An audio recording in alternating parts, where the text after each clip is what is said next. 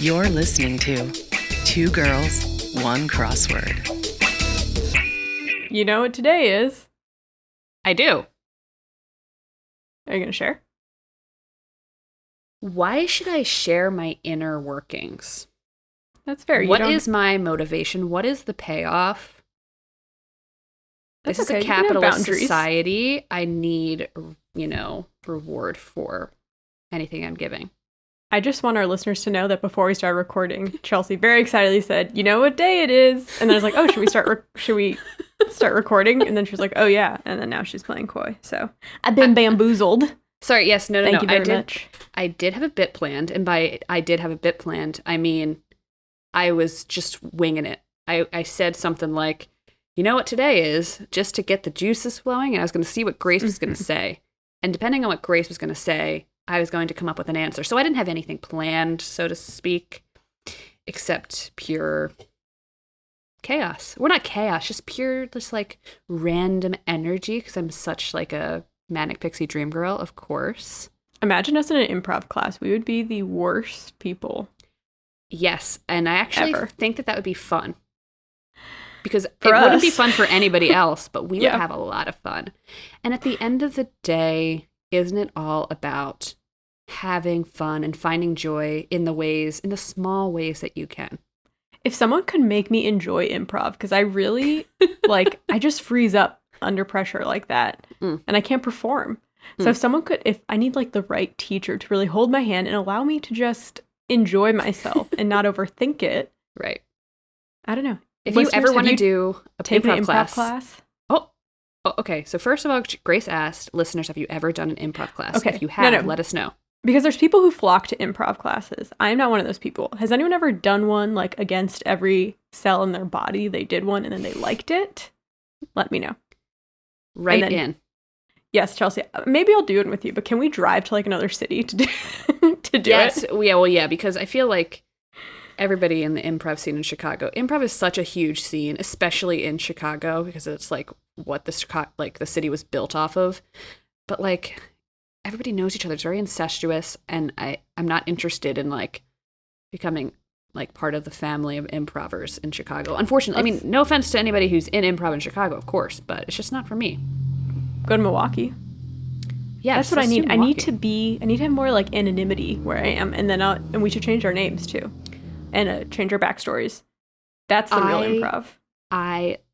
Oh my God, I love that. Wait, okay, Milwaukee's too far, but we could go to some random suburb of Chicago. Yes, Skokie or something must have improv classes, or Niles. Could you imagine, being in a church basement and taking improv classes with 40 and 50-year-olds? And my name's Tabitha. I'm gonna be called Cherry. Cherry and Tabitha. All right, I'd like that. We could be, maybe we're cousins. Yes. Yeah. Or something. Perfect. Okay, another great idea by us. Always. See, that's what improving gets you. But if you're just tuning in, you're like, what the hell is this podcast? This is Two Girls, One Crossword, your favorite weekly Podword Crosscast. I'm Grace Topinka. And I'm Chelsea Rowan. Yeah, we're your favorite. Your absolute favorite every single week because we provide real humor. You don't need to go to the Chicago improv clubs because you have us. And you can find us at the Niles Improv every Tuesday night. It's true. I genuinely loved, one of my favorite things to do at work was to kind of just do bits with either you or we had another good friend, Mike.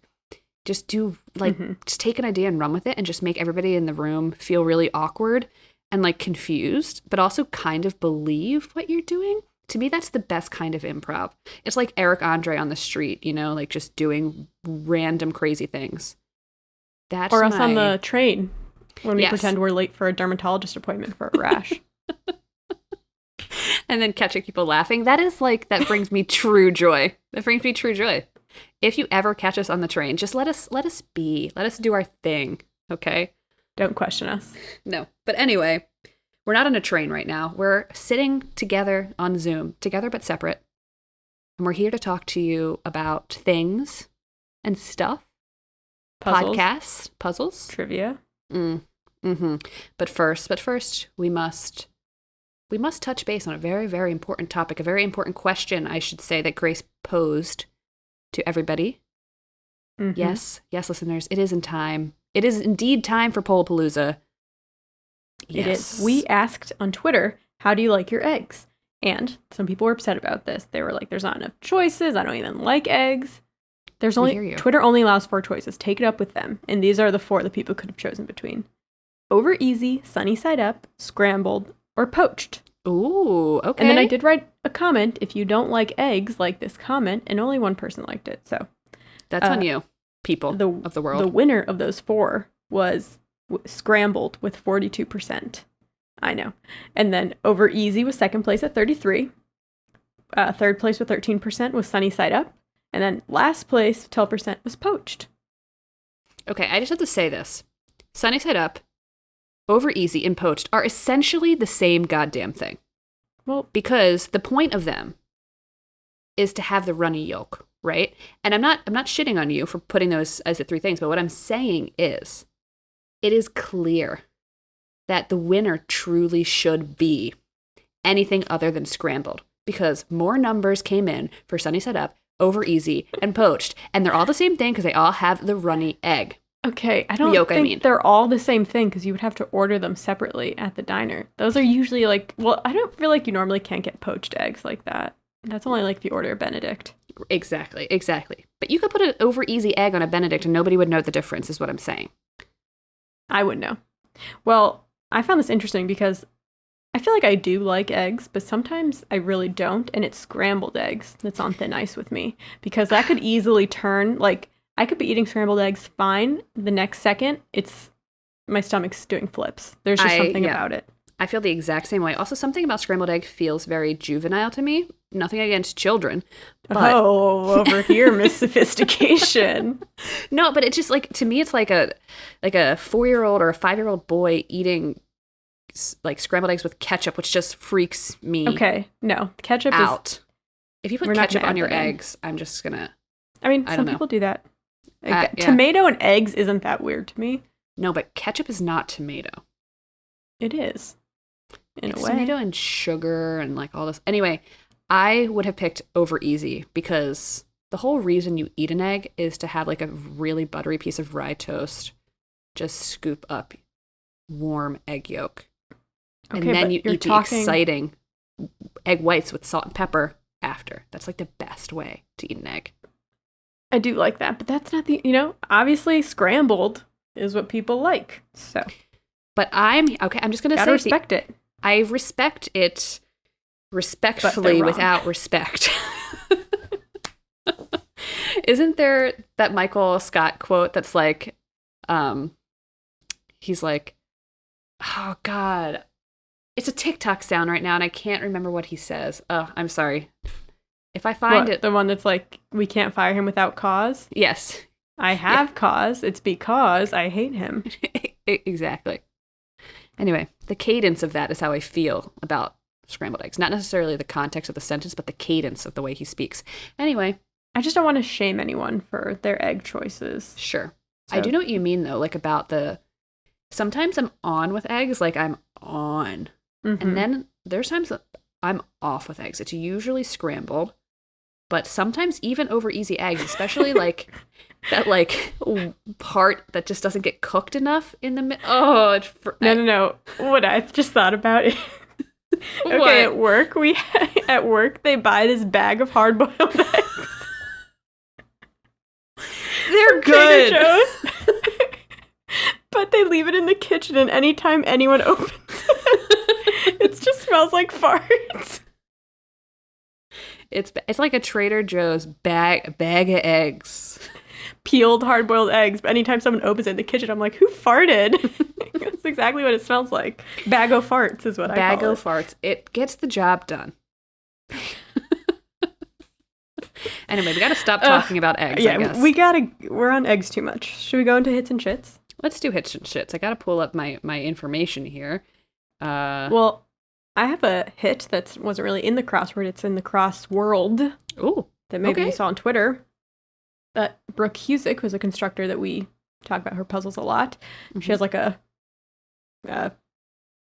what's it called? Like a fake name on Twitter, Alexandra Ladie. It's like her alias for crossword stuff. But anyway, she posted, after working on it for many months together, Enrique at Data Lexic and I are so excited to share our free data-driven word list with you. Go forth and write amazing crossword puzzles. It's called spreadthewordlist.com. I will link Brooke/Alexandra's Twitter in our details and also this website. But basically, constructors use word lists to help fill in their puzzles when they're constructing. They don't like think up every single word that goes in. They have a word list and they get to choose what fits, and they write the clues for it and everything. But word lists are expensive and it's a huge barrier of entry when you're starting. So this is awesome. It's free. And, I saw comments of other constructors' names that I recognize who said the list is really good and people should use this. So that's great. And I think, word lists are really cool because you can think of a really cool word and add it to your word list. It's like a gift that keeps on giving. You know what I mean? And I think a lot of times starter word lists, when you download like a program, can be kind of, generic or basic, and you really have to work hard to build up your word list. So to have something like this as like a baseline is kind of cool. Not that I'm going to go construct a crossword now, but if you're interested, there are resources out there for you. And if there's somebody out there that is interested in constructing but doesn't know where to start, write to us and we will send you some resources. And we can't help you at all. But no, we can't. We'll forward you to someone else. Yes. It's like a hotline. Okay. 24/7. 24/7. We will get back to you on the next business day. Thank you. Speaking of Brooke Cusick, I did one of her puzzles this week, Monday, August 30th, New York Times. I'm going to start off, I like the theme, but I'm going to start off with a clue that I liked and an answer. 35 down. One who might have a contract with a sandal manufacturer. And the answer was... I also liked this one. The answer is foot model. You'd love to see it. You got to make the money. Got to use your feet. No free picks. Okay? The theme was good, though, too. It was essentially like every themed answer is a phrase that is either spelled... The beginning is either spelled with L blank CK or L blank X. So locks or locks, whatever. And then it's essentially a vowel shift. So each answer, the first vowel of the letter shifts in descending order throughout the puzzle. And it's all the vowels of the vowelphabet, A-E-I-O-U. For example, the very first clue was 18 across, doesn't have fortitude, and the answer was lacks heart, so L-A-C-K. And the very last answer was 56 across, tiny neighbor of France, and the answer was Luxembourg, U being the last vowel of the alphabet, if you will. It was just fun. It's a nice, easy theme for a Monday, and I always love to see it. The one down of that also made me laugh. Develop a chrome dome, which go bald. It's true. Gotta love it. And then, am I an idiot that 38 down opposite of freeway is a toll road? That's true. And I was like, oh yeah, freeway, because you don't have to pay tolls on it, so it's free. It's true. To be fair, I haven't driven regularly in my life, okay? Because I moved to the city when I was 17. 17 years ago when I moved to the city. Sounds like we could make a musical out of that. I feel like that probably exists. Okay. Put a pin on that. All right, pin in. What else? What do you got? Let's see. Oh, well, I wanted to give a shout out to the USA Today crossword. This is really a shout out to myself, but it's the one from September 1st by Zaushim Bernakel, edited by Amanda Rafkin. It's 56 across, blank tingling, eerie. And the answer was spine tingling. And I just want everyone to know that our office used to have a true crime book club, and I said it should be called Spine Tingling. And I thought that was pretty funny. So I want people to appreciate that. I think that's a really good name. Did they not go with it?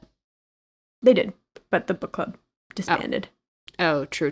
I was in the book club for the first book, and it was what was it? It was a Ted Bundy book or Ted something. Bundy.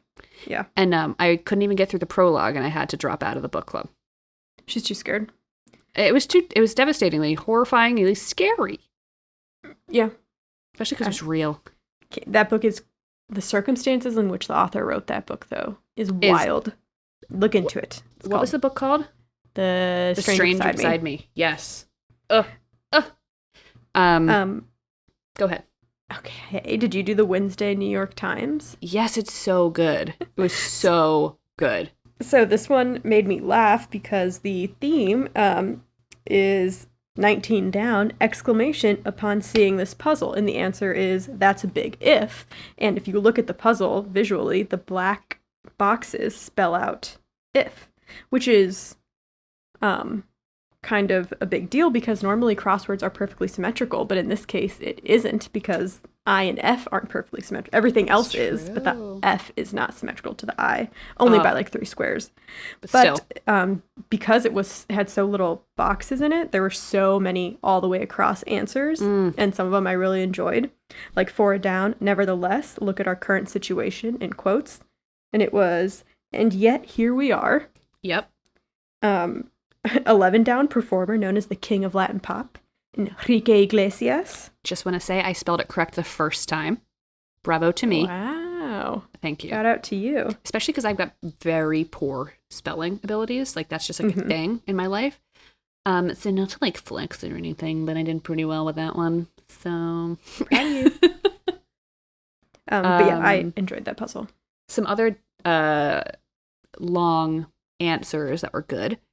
3 down, they can rate up to 3,000 or 350,000, on the Scoville scale, and the answer was habanero peppers.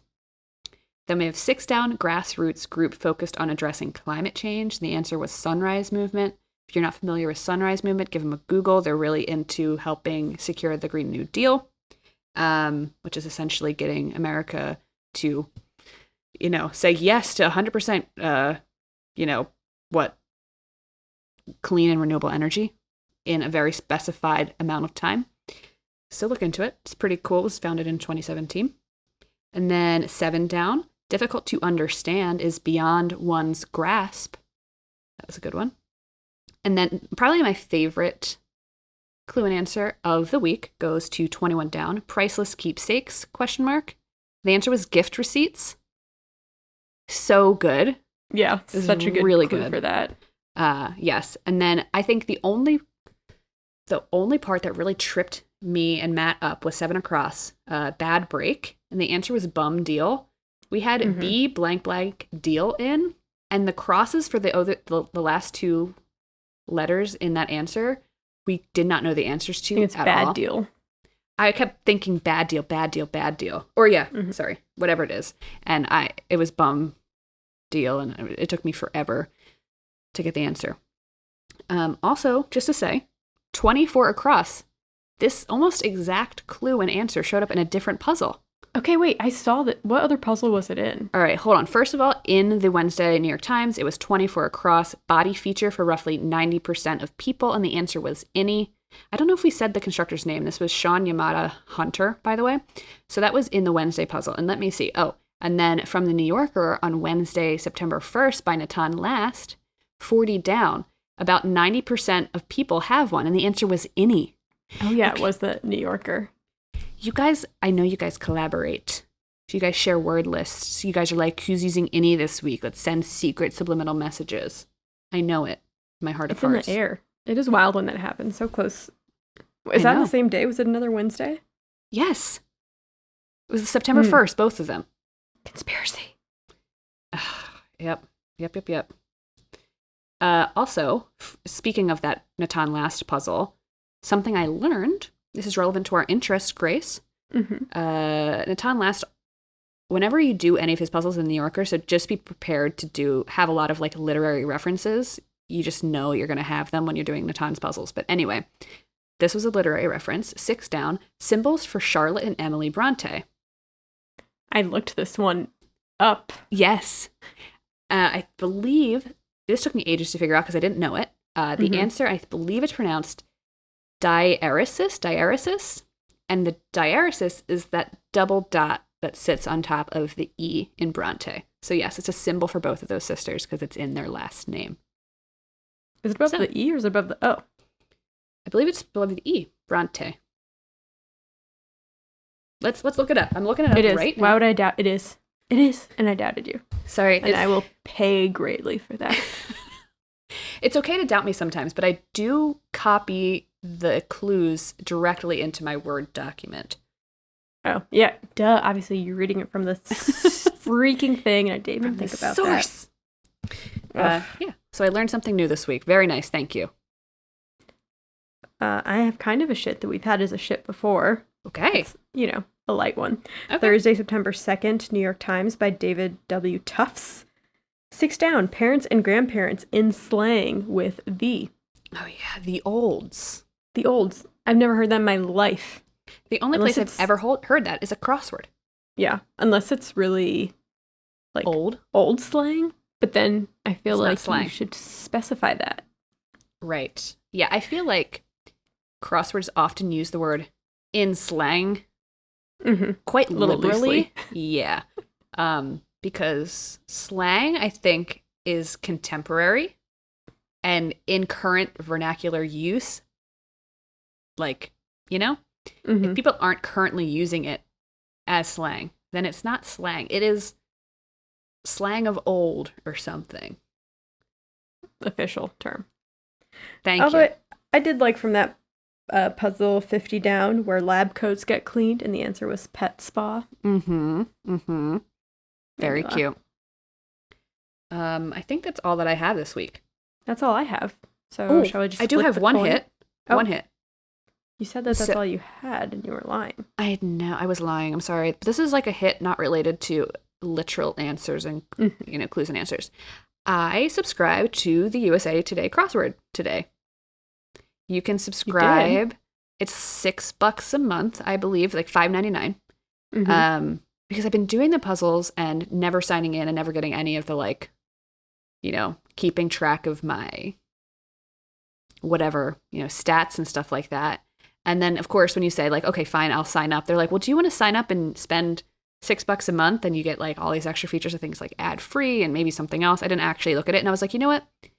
I hope that this helps Eric and co. and helps them do great things with this puzzle. So I subscribed.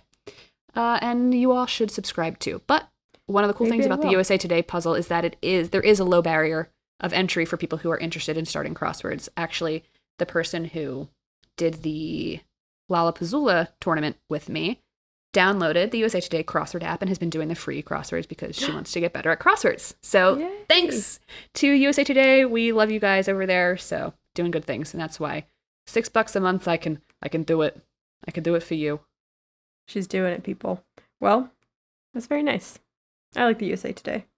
Everyone knows that here. We talk about it all the time. I know. Does that mean it's time for the coin flip? I think it is. We're going to get into the nitty gritty here. Let's do it. Flip it. I'm going to flip the coin right now.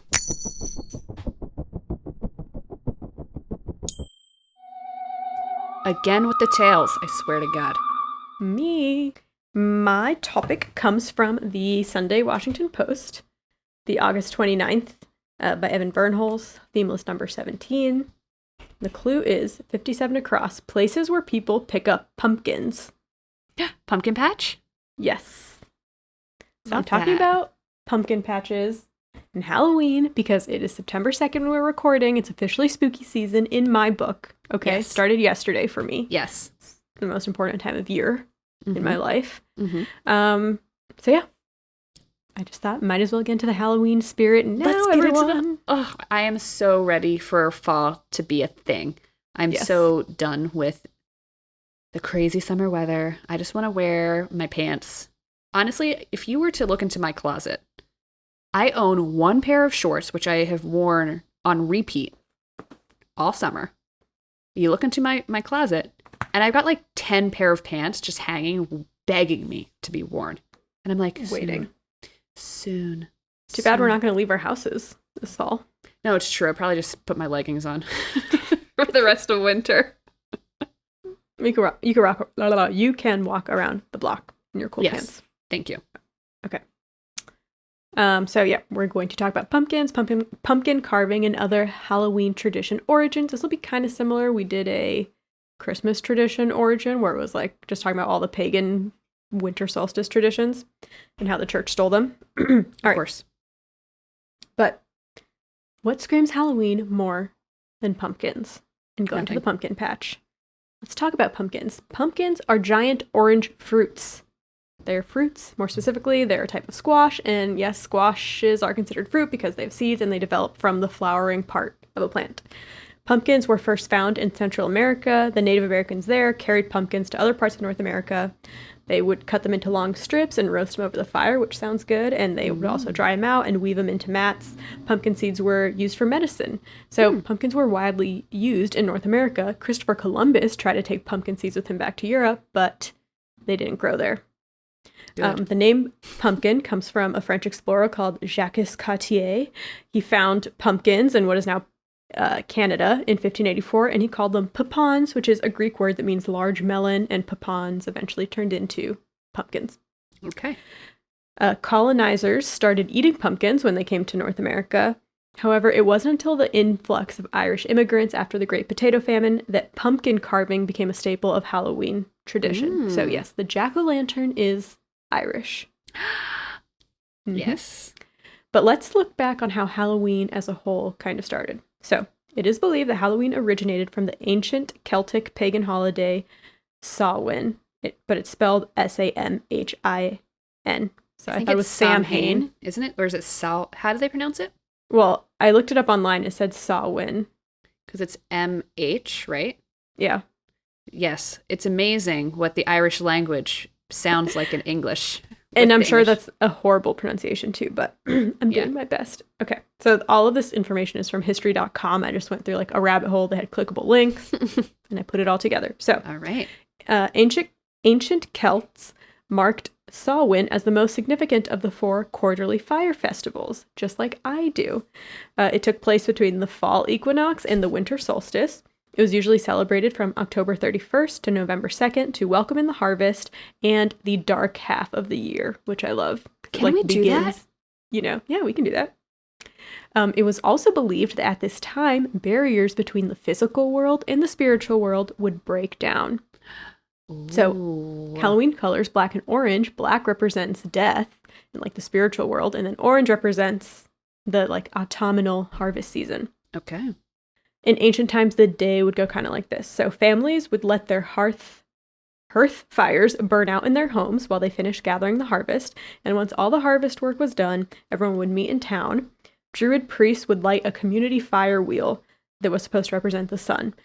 Cattle were sacrificed, and families would light their torches using the community fire and bring it back into their homes to relight the fires in there. But because the barrier to spiritual world was like breachable at this time, people would leave offerings outside of their village for fairies, and they may also have dressed up as animals and monsters so that fairies would not kidnap them. Ooh. There were a couple different monsters associated with Samhain mythology, one of which is the Headless Horseman, which you talked about in episode 46. Another one is the Cat Sith, which we talked about in 59, and the Cat Sith was a black cat who would bless your house during Samhain festival if you left out a saucer of milk. But my favorite is probably Lady Gwyn. She was a headless woman dressed in white who chased night wanderers and was accompanied by a black pig. So, Halloween duo costume idea. Just throwing that out there. My God. Yes. There was also a tradition called Dumb Supper, in which dead ancestors were invited to join for dinner. Children would play games to entertain the dead, while adults would update the dead on past New Year's. That night, doors and windows might be left open for the dead to come in and eat cakes that had been left for them. And similar traditions to this exist in many cultures all around the world, even still today. I love that, actually. We should throw one of those parties. That's basically what Day of the Dead is. Yes. But we won't do the Day of the Dead version. We'll do the Irish version. So well, for me, I wouldn't feel like I'd be stealing something. Yes. Well, one of my really good friends is Mexican, and her family does the like ofrenda and everything for Day of the Dead, and I got to go see it and like that's help amazing. them set up. It was very cool. Okay, have a bit here. Okay. Do you hear that? I hear it. It's our friend, the Catholic Church. They heard that people are having fun. They're like, oh, you have a holiday on November 1st? Because we also have a holiday on November 1st, actually. And it's also about dead people. So maybe you guys should just celebrate our holiday instead. And we'll call it even. Or we'll call you a pagan and maybe kill you. Mm-hmm. You pick. And if you're thinking like, no, it's just a coincidence that All Saints Day is on November 1st. No. Okay. In 835, Pope Gregory III deemed November 1st All Saints Day. However, you should know that before this, All Saints Day was originally on May 13th. It was created by Pope Gregory I in 601. So yes, it was purposely changed to take, focus away from the Samhain pagan festival. And basically the Catholic Church has a bunch of saints, and a lot of them have like their own special day, but All Saints Day is basically a day to celebrate all the saints that don't have their own specific day. Kind of sounds boring, no offense. Yeah, so it became known as All Hallows Day because hallow is an Old English word for holy people. Mm-hmm. And then it is also believed that the Christian practice of celebrating the evening before a holiday, like Christmas Eve, was stolen from Jewish traditions. So Jewish days and holidays have always begun the evening before because Judaism follows a lunar calendar and the new day begins at sunset. So interesting. Double whammy on the Catholic Church there. But this whole thing kind of backfired a little bit because there was All Hallows Day, and then it became All Hallows Eve, and that turned into Halloween. But the traditions, the like pagan spiritual traditions, persevered and kind of, it didn't fully turn into a Catholic holiday in most places. Gotta love it. Gotta love it. And eventually the Catholic Church didn't like this all of a sudden, so they start to label Halloween as being demonic and evil and by the devil and all this stuff. So that's where all the like devil, evil imagery comes from with Halloween. Because yes, it was about dead people, but it was more about like ancestors and, generally having like a better relationship with death, which we don't now. Right. But yeah, so they basically turned on it and then made it evil and demonic and all that stuff. Well, because if a populace doesn't have a good relationship with death, if they fear death, they will do anything to find a respite from the blackness of what death is, right? Like find a religion to control their life, for instance, and give lots of money and tithe for that particular religion, perhaps. Yeah, and it worked. I'm up half the night thinking about death most of these days. But anyways, fun fact, early Puritans didn't celebrate Halloween because they associated it with the Catholics, and they thought it was like too mystical because they thought that the Catholics were like, heretics and all that stuff. But there anyways, it is. Let's go back to some traditions, like ancient traditions, and then some more modern ones. You can kind of see some of them have been meshed with like Christian themes, but we'll get into that. So trick-or-treating is thought to be based on some ancient traditions from the nights leading up to Samhain. We already know that people wore costumes and left food out for the spirits. In the Middle Ages in Ireland, mumming was the practice of putting on costumes, going door to door, and singing songs to the dead. Cakes were given as payment, and this is similar to another tradition around Saturnalia, which is probably where Christmas caroling comes from. Mm-hmm. People would like sing door to door to make sure like plants came in okay, the harvest came in okay. Mumming also shows up in the topic that I did on egg rolling, because mumming it's a tradition of, like just singing from door to door around festivals, right? And so mumming, part of the mumming tradition is where we get the egg rolling tradition as well. There's also contemporary mumming that happens in the United States to this day. Mummers Day Parade is a huge tradition in Philadelphia, which has a massive Irish Catholic population. So just it's all coming together here. Even though it was originally a pagan thing. Yes. But speaking of the church again, All Saints Day wasn't enough. In year 1000, November 2nd was designated All Souls Day. So that's a day to honor people who died who weren't saints. And on All Souls Day, people would visit the houses, like poor people would go to rich people's houses, and they would receive pastries called soul cakes in exchange for a promise to pray for the souls of the homeowner's dead relatives. So only if you're wealthy would people pray for your dead relatives. If you're not wealthy, then you just have to pray for other people's dead relatives and also get cakes out of it. Convenient. Yes, this was known as souling and was later taken up by children who would go from door to door asking for gifts such as food, money, and ale. Halloween also had a lot of matchmaking traditions. I'm not even going to go through all of them, but one of them, Scottish women wrote men's names on hazelnuts and tossed them in the fire. If a hazelnut burned to ash instead of pop, he became the woman's husband. So people are very desperate to convince themselves that they should get married. That is so cute, though. Is it? I think so. I think of it more as like they don't want to do this, but they have to because the hazelnut burned. True. And they're like, oh, okay, I guess I have to marry this person then. But that tradition didn't really stick, but another one did. So the Roman fall festival Feralia, which honors Pomona, the goddess of agriculture and abundance, meshed with Samhain when the Romans invaded the Celts in year 43. And Pomona's symbol is an apple. So over time, the tradition of apple bobbing came about. The first successful apple bobber would supposedly be the next person in the room to get married. If you got the apple on the first try, you would find true love. However, if it took several tries, you would be fickle in love. And I just have to say, bobbing for apples is difficult and It's also hard. gross in a group. Like, you're all sharing that Especially this day and bucket. age. I need my own personal. Yeah. My own personal bucket. And new apples, too. Fresh apples. Yes. But of course, we have to talk about jack-o'-lanterns because Yes. pumpkins, that's kind of the clue. All right, so pumpkins were like a North American thing. Remember, they didn't grow in Europe, but it was brought over from the Irish. So how did that happen? Well, the Irish didn't carve pumpkins. They carved turnips instead.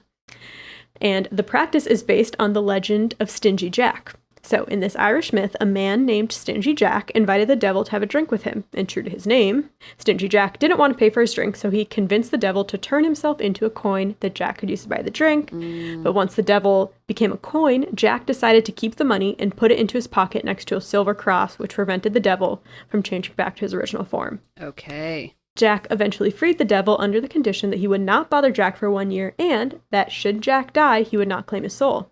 The devil came back after a year, Jack played another trick on him, etc.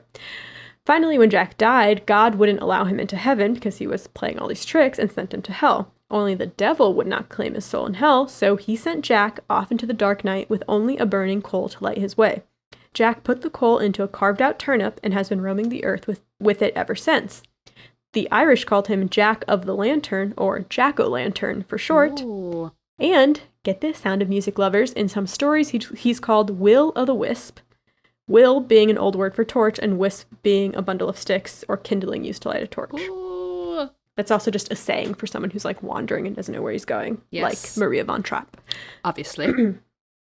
When Irish immigrants came to the U.S. in the 1840s after fleeing the Irish potato famine, they brought this tradition with them, only they realized that pumpkins were much easier to carve than turnips. They, along with the Scottish immigrants, also brought the traditions of souling, which is going door-to-door for treats, to the U.S. However, in good old-fashioned USA lifestyle, Halloween pranks, including vandalism and violence, became out of control, exacerbated by the Great Depression. One theory suggests that this excessive pranks on Halloween led to the widespread adoption of an organized community-based trick-or-treating tradition in the 1930s. Interesting. This came to a stop in World War II when sugar was rationed and, you didn't have treats to give out. But trick-or-treating had a boom again with the post-war baby boomers, and it quickly became standard American tradition and also a way for candy companies to make money because that's what we care about. Yes. And I'll end with this. According to the National Retail Federation, Halloween is the second largest commercial holiday in the country. For good reason. I mean, basically you're going to see, like, Target starts putting Halloween stuff out in, like, middle of July. You know what I'm saying? Like, they know what's going on.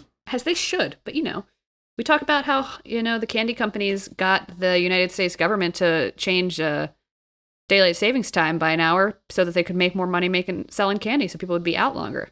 That's a fact. That is a fact.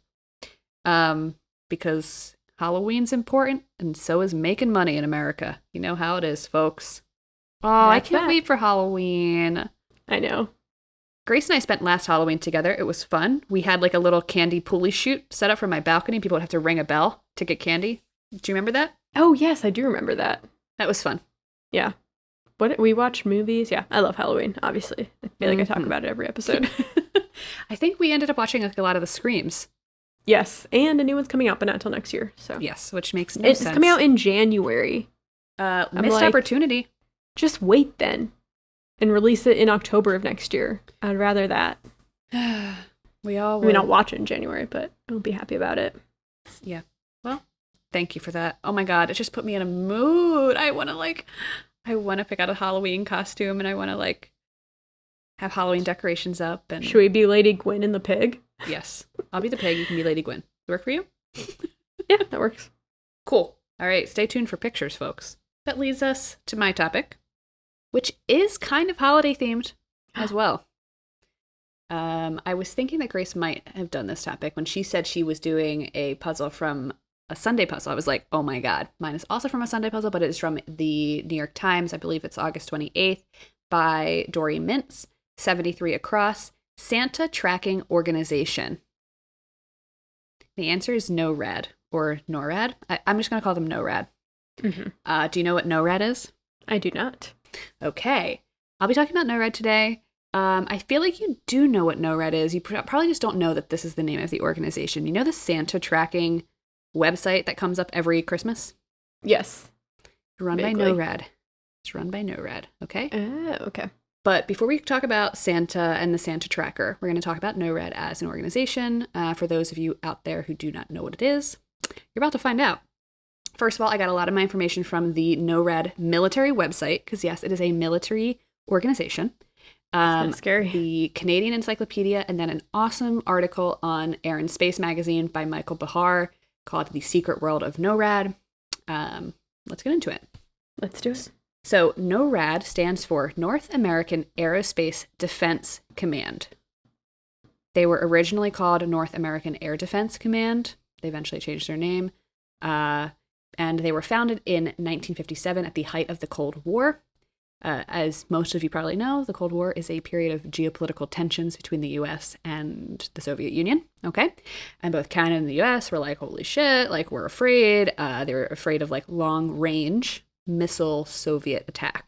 And so they founded NORAD. NORAD is a binational organization between the U.S. and Canada, and they're charged with missions of aerospace warning and aerospace control for all of North America. Aerospace warnings that NORAD is responsible for include detection, validation, and warning of attack against North America, whether by aircraft, missiles, or space vehicles. Okay. And then aerospace control includes ensuring air sovereignty and air defense in the airspace of both Canada and the United States. That's what they do.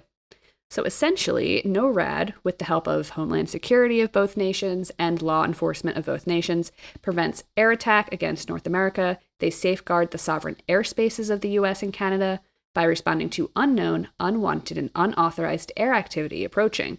And they provide airspace and maritime, as of 2016, warning for all of North America.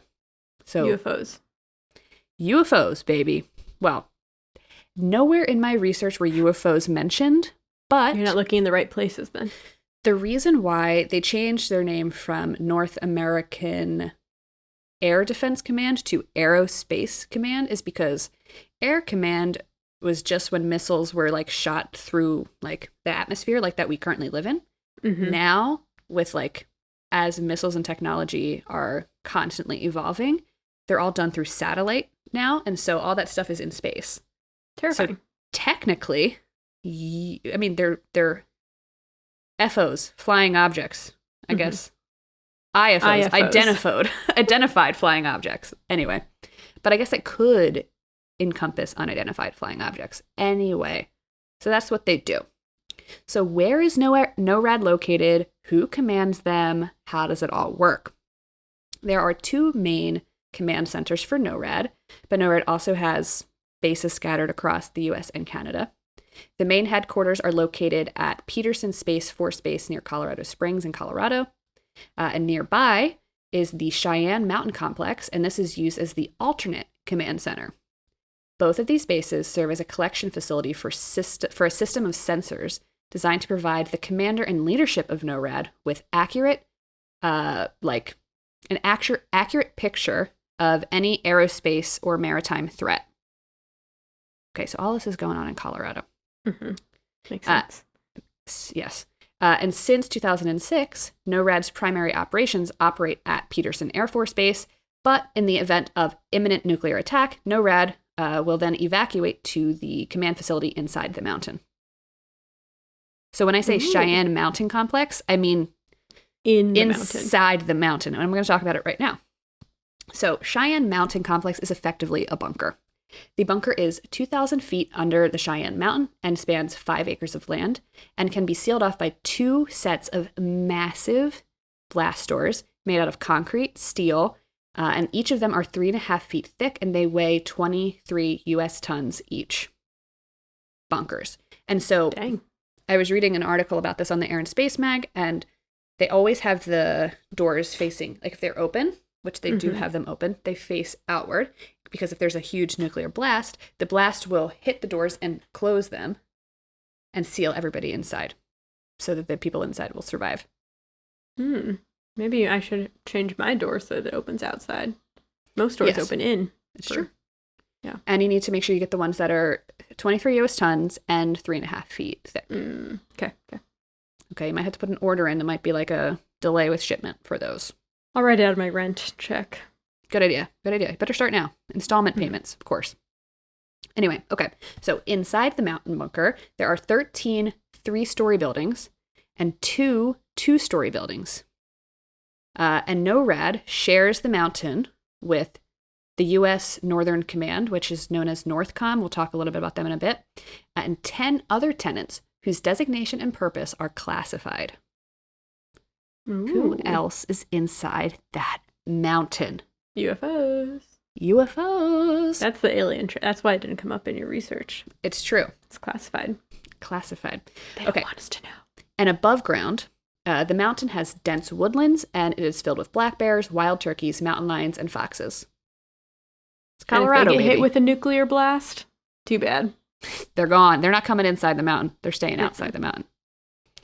And so outside of these main bases, these 2 main bases in Colorado, NORAD has divided the North American landmass into 3 administrative regions, each with their own areas of responsibility. The first is ANR, which is the Alaska NORAD region, headquartered at Joint Base Elmdorf-Richardson in Alaska. The 11th Air Force Division is what controls that.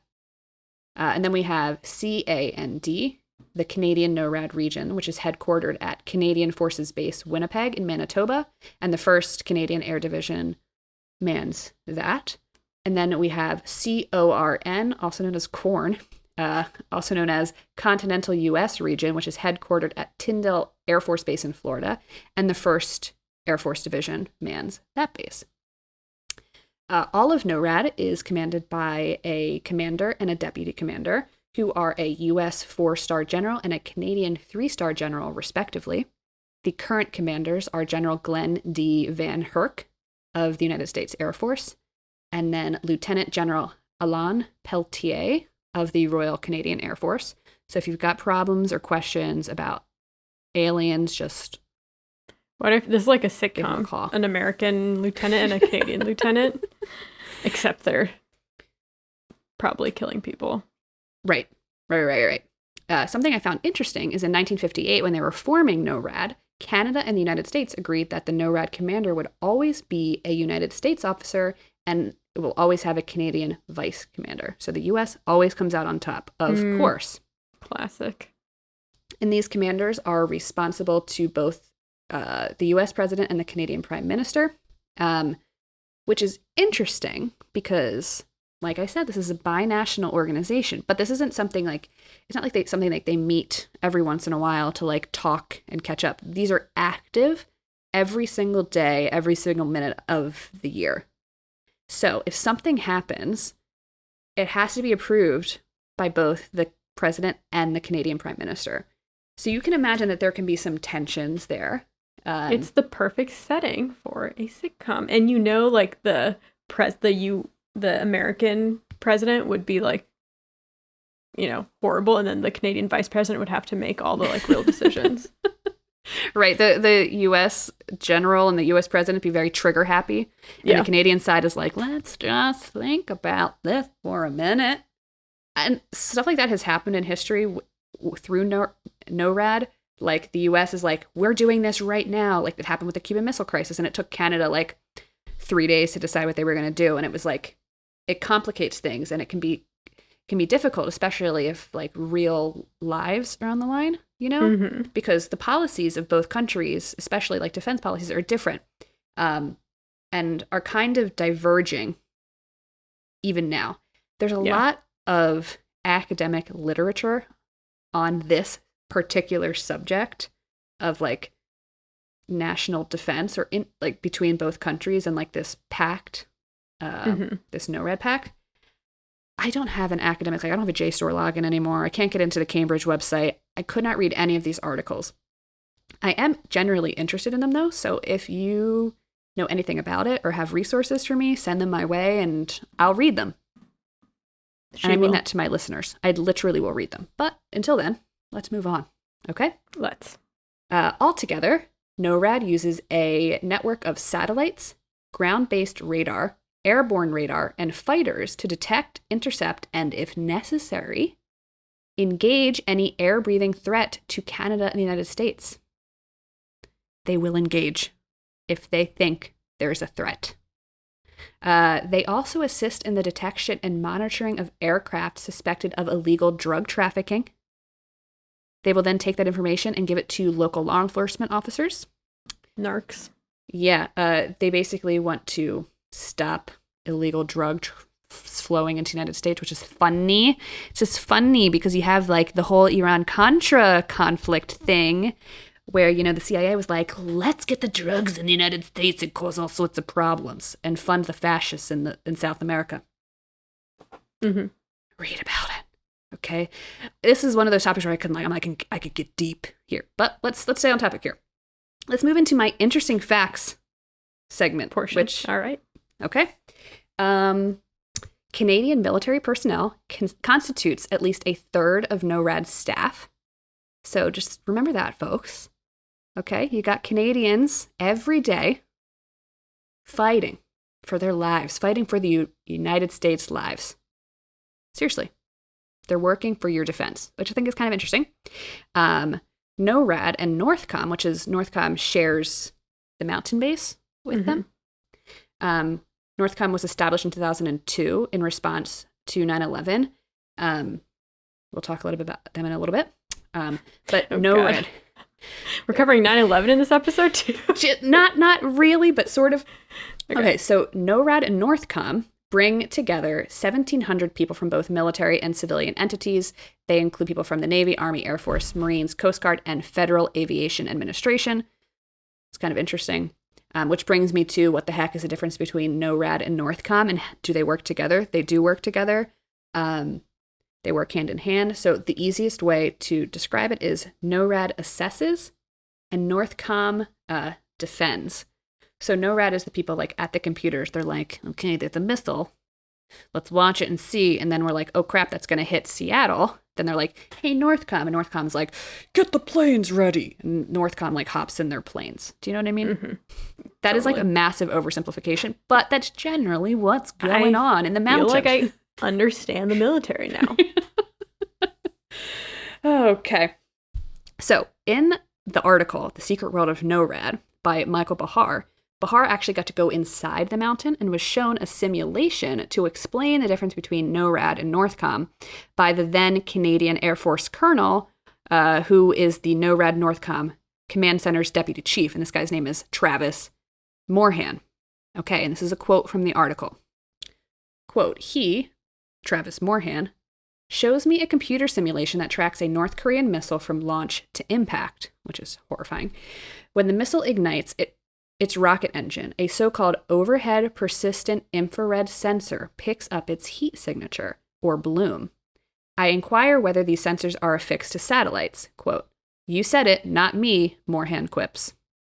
As the simulation continues, the system tries to predict where the missile might be headed using a guide called an infrared threat fan, which is shaped like a tuning fork. The prongs bracket the most plausible targets based on what military intelligence tells NORAD about the current capabilities of North Korean missiles.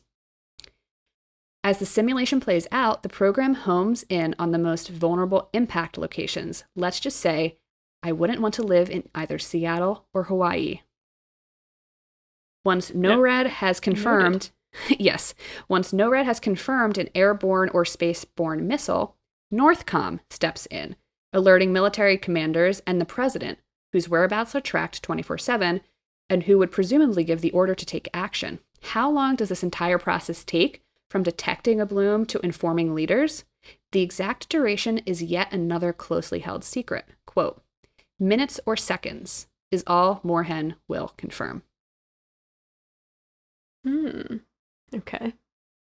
That's a little example to show you.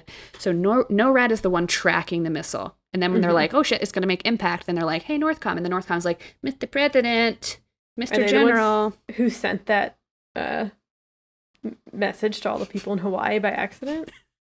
Yeah, we're almost there. Okay. We're almost to Hawaii. Oh my God. Let's see.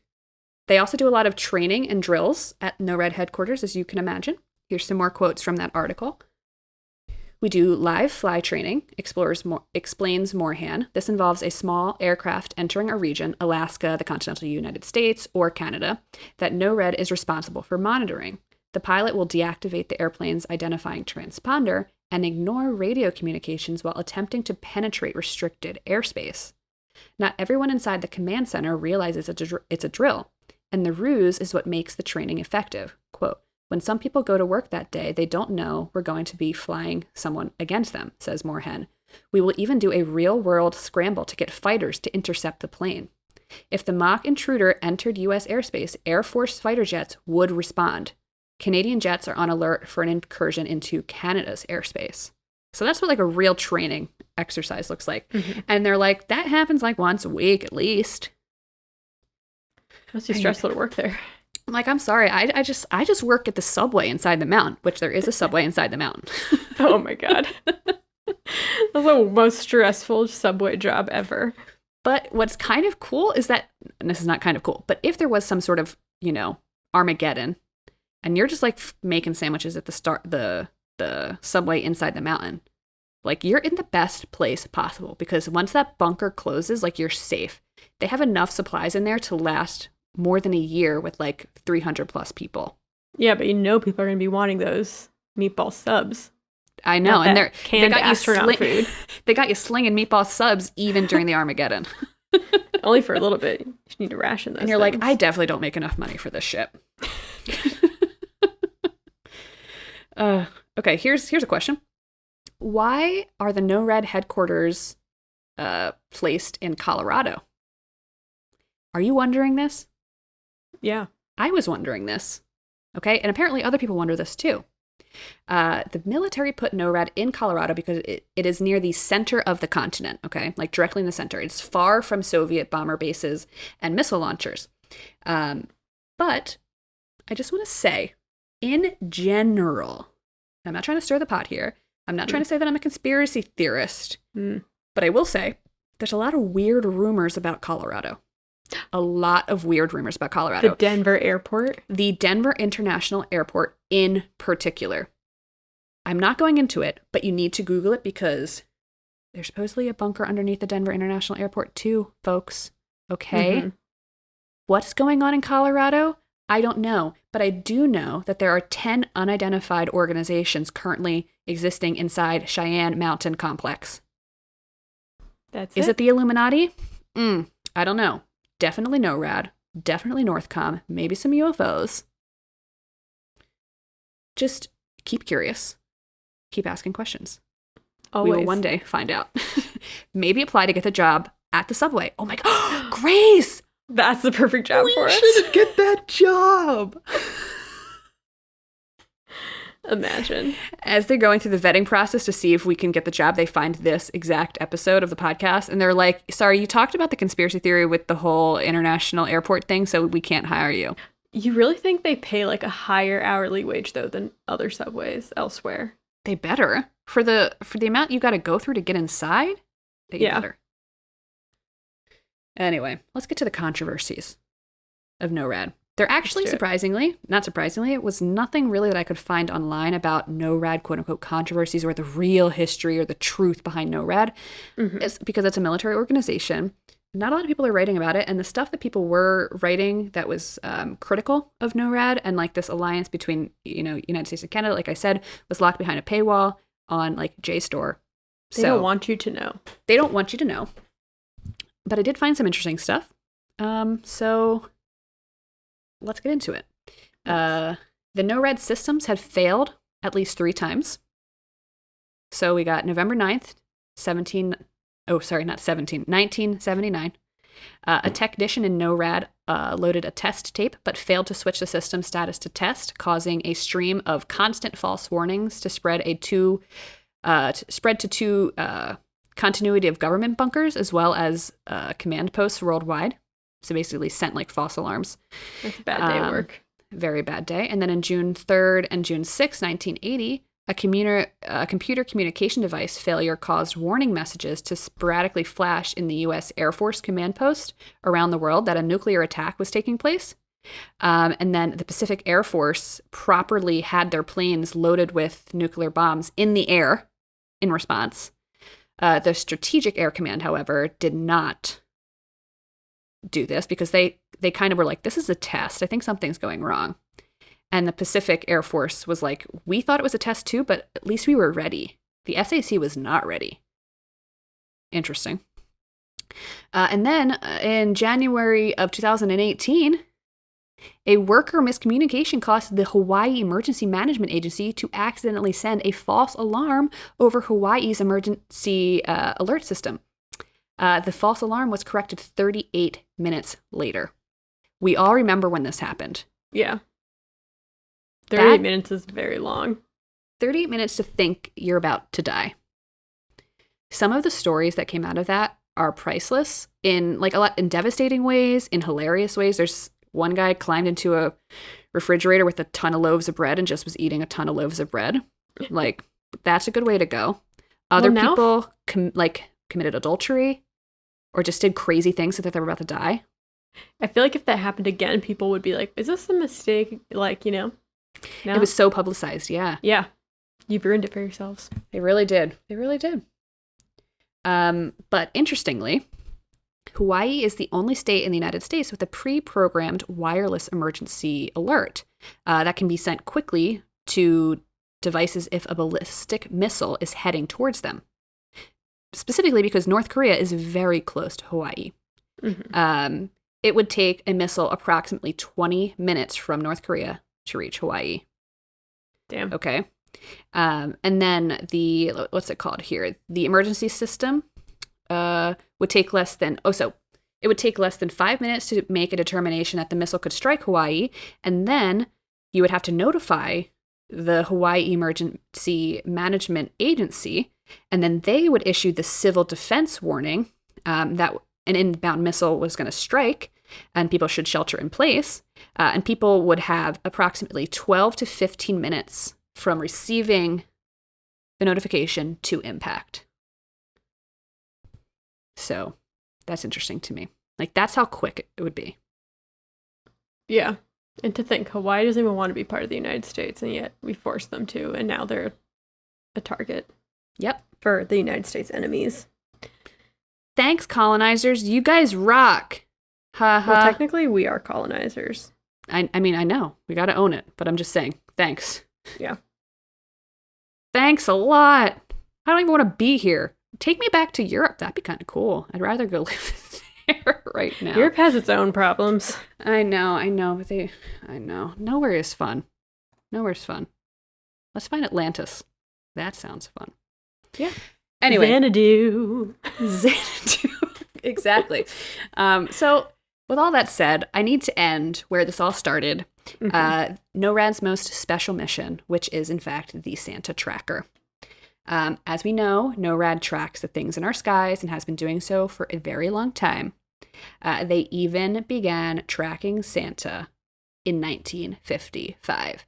So they actually started tracking Santa before they were called NORAD. In the same place where the NORAD base is now was a different aerospace command center that kind of got absolved into NORAD. Anyway, the story goes, in 1955, a young child accidentally dialed the unlisted phone number of the Continental Air Defense Command, CONAD, the operations center in Colorado Springs, believing she was calling Santa Claus after seeing a promotion in a local newspaper. Sears actually ran a local advertisement and had a phone number on the advertisement, but it was misprinted.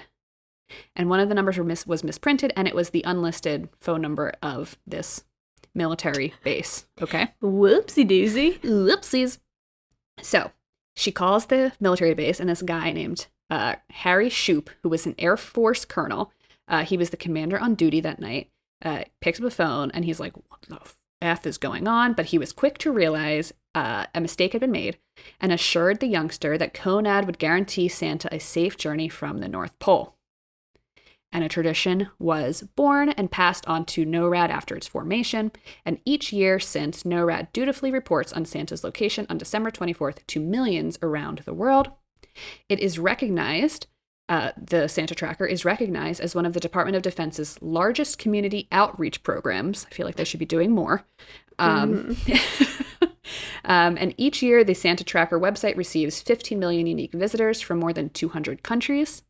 And volunteers receive more than 130,000 calls to the NORAD Track Santa hotline from children around the globe. Maybe I'll force my niece to call it this year. You should. Okay, so it's interesting because like a lot of celebrities will, pick up the hotline. Michelle Obama did it one year. Like it's like a thing. Mm-hmm.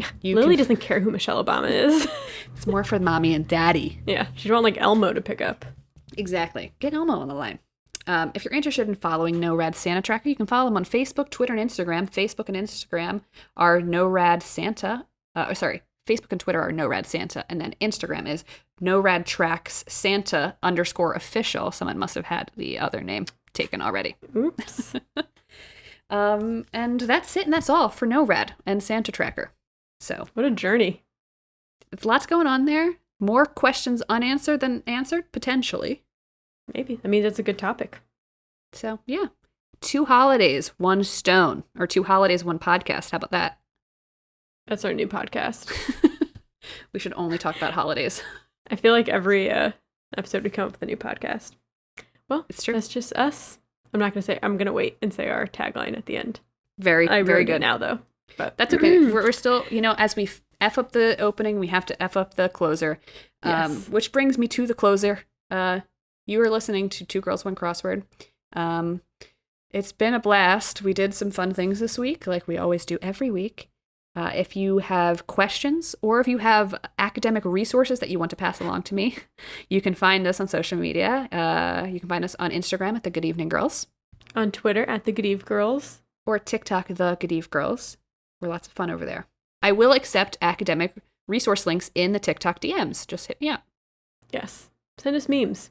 Yeah. Maybe. Don't go crazy, though. We're already sending too many TikToks to each other. It takes a lot of our time. I put a limit on my TikTok app.